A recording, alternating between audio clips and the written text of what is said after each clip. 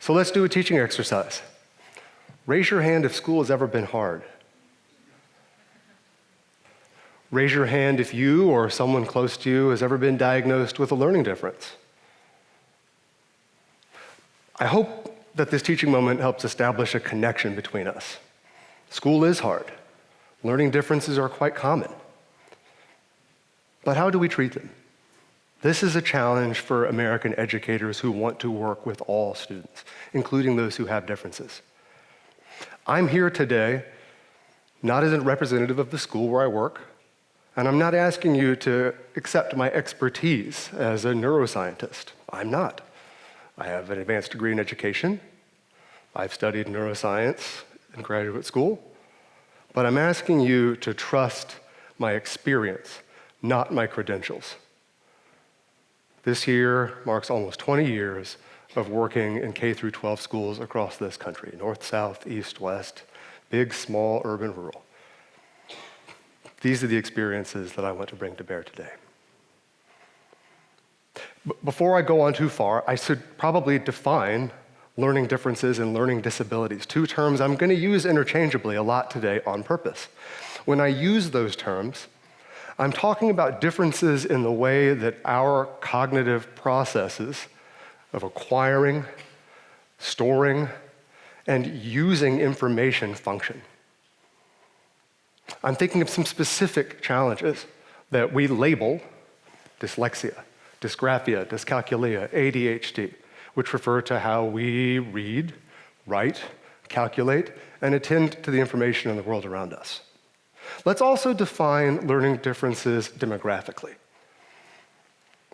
According to statistics from the 2021-22 school year provided by the National Center for Education Statistics, an authoritative body, 7.3 million American children, 15% of our public school-age population, qualified for special education because of some unique learning need.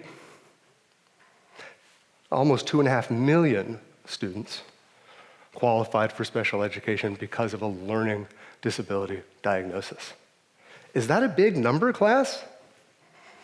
That's a big number. Unfortunately, longitudinal studies show our beliefs about learning differences are often out of step with the number of individuals that we know or in our own lives who have these experiences. A longitudinal study by the Tremaine Foundation conducted between 1995 and 2010 showed that almost 50% of American parents and educators considered learning differences to be a reflection of laziness and bad parenting. Almost 70% of the adults surveyed, which included school administrators, said that students with learning differences probably had intellectual impairments and could not meet basic grade level core standards. That's not true. Negative, unhelpful stereotypes persist because of pesky beliefs and untreated ignorance. In a different 2019 study conducted by the National Center for Learning Disabilities, 25% of the educators surveyed, this is almost a decade after the one I just told you about, still believed that learning differences were a reflection of laziness, work ethic, or some synonymous form of behavior that the child could control and simply chose not to. Most of the educators who participated in the survey said they wanted to help their students, but only 30% said they felt confident they could. When you consider that 40 out of the 50 states have teacher licensure programs that do not require training in special education, educators' professed incompetence makes sense. Insufficient training reinforces unhelpful, inaccurate beliefs. So what are educators supposed to do? We're a caring bunch. How do we challenge these negative stereotypes? How do we help the students in our rooms?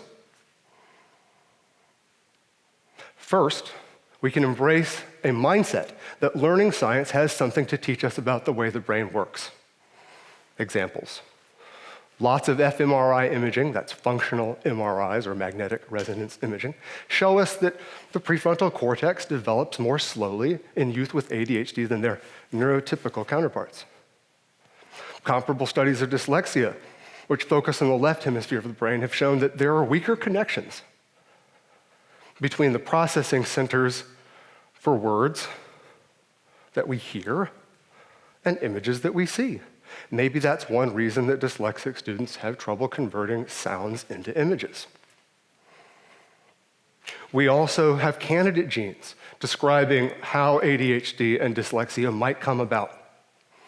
Candidates because we're not sure. It's one of the reasons that we prescribe stimulants for youth who have ADHD. Science has decided that there's something about dopamine production and transmission that doesn't work correctly in youth with ADHD. So they give people stimulants that are designed to prime those reward pumps. The point I'm trying to make is that these scientific findings prove that learning disabilities are not about laziness or parental neglect. But even if science has something to teach us, we should also acknowledge its limitations. And this is a challenge for educators like me who want to advocate for disability rights. At this point, our existing neuroimaging technology, way too weak to identify specific neural causes for learning differences. We're probably decades, if not a century, away from being able to map anything approaching the brain's complexity. MRIs and EEGs, they tell a correlational, not a causal story about the connection between the brain and learning. Which means we can't be overconfident. It also means that the story might be incomplete if we only focus on the science. Part of school is a community of learning. It's a small society within the greater society. And when we think of learning differences that way, maybe we start to imagine that the reason we accommodate students, that the reasons that we think flexibly about success, that the reasons we try to build relationships of encouragement between students and teachers is because we want to create a rich social experience that meets the needs of all students. It's true that the social lens has its own challenges, but I have become partial to the phrase neurodiversity because it challenges the oversimplification of learning differences as a biological phenomenon. It acknowledges that while we know more than we did when I was a boy, we still don't know enough to speak conclusively about many of these challenges.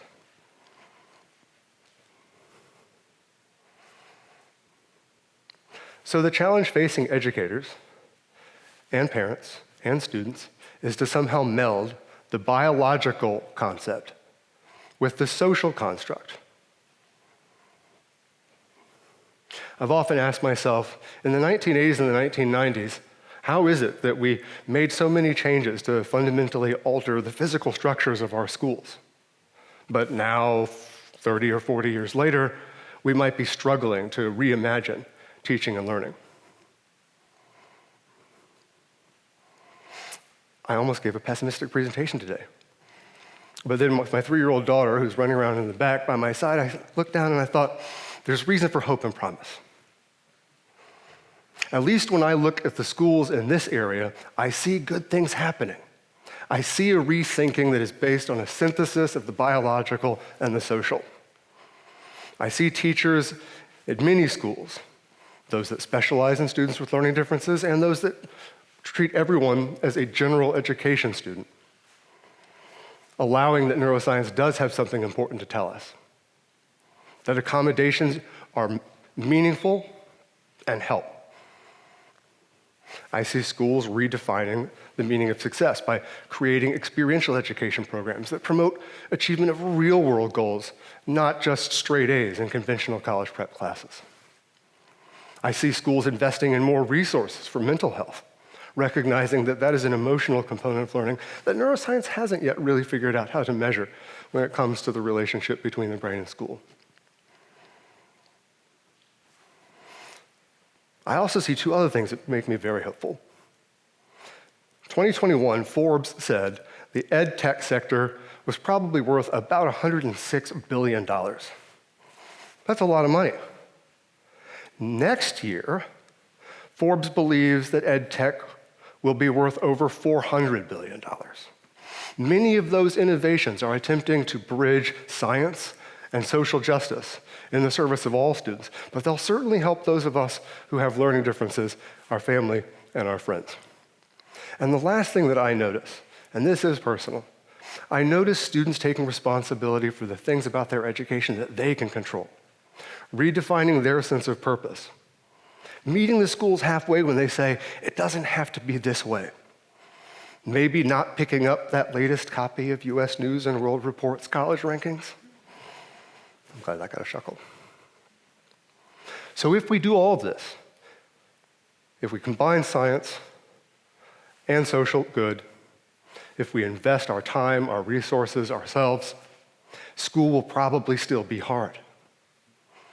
But it might also be what I've heard some thoughtful educators say, high challenge, high support. And I think that our actions are going to matter more than our words in terms of how we get there and the way we feel when we arrive. Thank you very much for your time.